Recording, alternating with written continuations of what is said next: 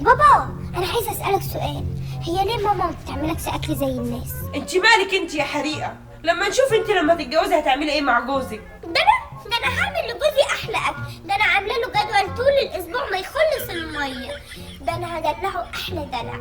يا سلام. طب يوم السبت هتعملي له ايه؟ يوم السبت هعمل له احلى مكرونه وبانيه. طب ويوم الاحد هتعملي له ايه؟ هاخد جوزي ونروح عند اهله، اكيد مشتاق لاكل اهله يا بابي. طب والاثنين؟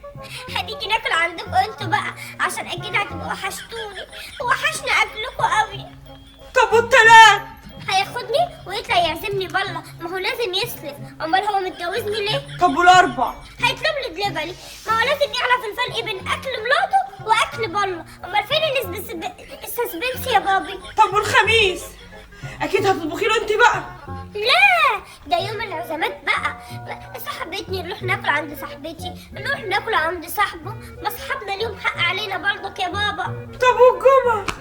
لا ده هو عند اهله وانا عند اهلي، هو احنا لازم نبقى لازقين في بعض طول الاسبوع؟